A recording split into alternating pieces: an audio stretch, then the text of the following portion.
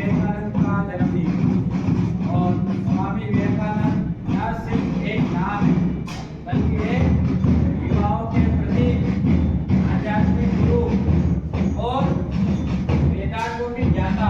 तो वेदांत लिखे गए थे हमारे प्राचीन समय में जो ऋषि मुनि ने जो वेदांत लिखे थे, जैसे वेद, दिशा, धार्मिक ग्रंथ, उनका अध्ययन किया और उनका अध्ययन इस प्रकार किया कि उन्होंने आजीवन एक ब्रह्मचर्य का धर्म अपनाया और इसी के साथ उन्होंने अपना संपूर्ण जीवन विश्व के लिए लगा दिया।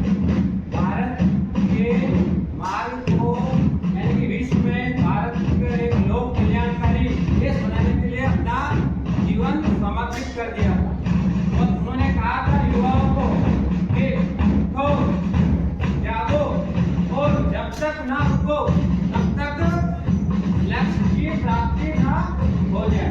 क्या कहा था? उठो, जागो और जब तक ना उठो तब तक लक्ष्य की प्राप्ति ना हो।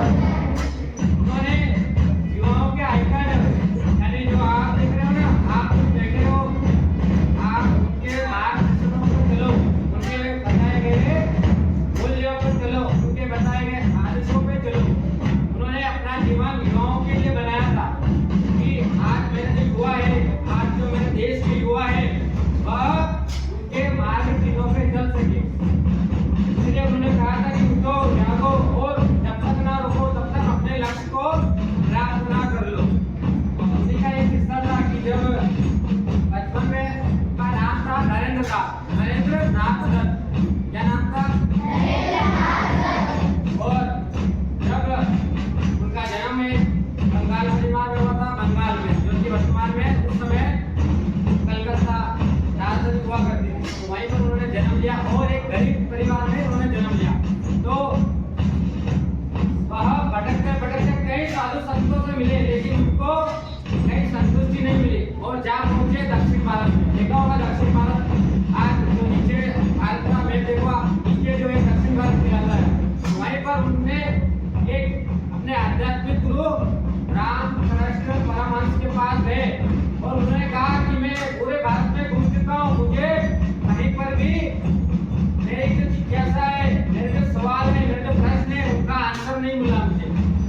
तो मुझे क्या भगवान है क्या इस दुनिया में, मुझे संतुष्ट करो आप। क्या मेरे क्या इसमें भगवान है? तो उन्होंने कहा कि भगवान तो नहीं है, लेकिन मैं तुम्हें भी भगवान के रूप में देख रहा हूँ। तो इसी प्रश्न से स्वामी विवेकानंद क्या हो गए थे, उनको पता चल गया था कि हाँ वाकई में ये कोई आध्यात्मिक गुरु है। तो उनके आध्यात्मिक गुरु बने रामकृष्ण परमहंस। कौन? उन्होंने कहा कि मेरे घर पर गरीबी है, मेरे घर पर क्या है, गरीबी है, तो उसको दूर करो। तो स्वामी रामकृष्ण परमहंस ने कहा कि नहीं, आपको यहाँ से विवेक और वैराग्य प्राप्त करना है, केवल विवेक और वैराग्य ही प्राप्त करना है। तो वहीं से फिर स्वामी विवेकानंद को स्वामी विवेकानंद की उपाधि मिली और शिकागो गए। 1993 में शिकागो यानी कि अमेरिका में गए और अपना एक भाषण दिया जीरो पे। उन्होंने कहा कि फटी धोती का क्या करेगा। वहां पर जब उन्होंने भाषण के लिए गए तो वहां के जो अमेरिका के जो अंग्रेज थे, बड़े बड़े अंग्रेज अधिकारी थे, ऑफिसर थे, हंसने लगे कि ये धोती और छापा पहने ये लंगोटिया यहाँ पर इस अमेरिका की धरती पर क्या करेगा। तो वहीं से जब स्वामी विवेकानंद को ये जाना कि उन्होंने जब अपना भाषण देने लगे तो उसी भाषण में उन्होंने जीरो पे दिया। उनको एक विषय दिया गया कि जीरो, कि आपको जीरो पे बोलना है। तो बोलने लगे जीरो पे।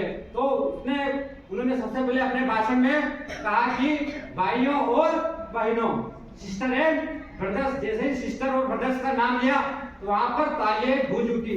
शिकागो सम्मेलन पूरा कम से कम 1 घंटे 2 घंटे तक तालियां बजी वहां पर। तो सोचो, उन्होंने अपने भारत का जो धर्म है, भारत की जो किताबें हैं, भारत का जो आध्यात्मिक है, भारत का जो सनातन धर्म है, उस धर्म पर उन्होंने क्या किया, वहां पर व्याख्यान दिया और उसी से उनको वहीं से इतनी प्रसिद्धि मिली कि पूरे विश्व में क्या हो गए, छा गए। और उन्होंने कहा कि ब्रह्मांड के हमारे जो चारों ओर फैला हुआ है ब्रह्मांड, इस ब्रह्मांड की सारी शक्ति हमारे भीतर है, हमारे सामने है। बस हम क्या कर लेते हैं, आंखें बंद कर लेते हैं। हम आंखें बंद करके बैठ जाते हैं, तो अपनी आंखों से पर्दा हटाओ और सारी शक्तियां जो ब्रह्मांड के अंतर्गत जो सारी शक्तियां है, वो सारी शक्तियां क्या है? आपके भीतर है। इसलिए उठो, जागो और अपने लक्ष्य की प्राप्त करो। तब तक ना रुको जब तक कि लक्ष्य प्राप्त ना हो। तो इसका यही कहना चाहती है कि स्वामी विवेकानंद के उनके आदर्शों और पद चिन्हों पर चलें और उनके बनाए गए मार्गदर्शक चिन्हों पर आज भी हम आत्मसात करें, ध्यान करें। इसी के साथ स्वामी विवेकानंद जयंती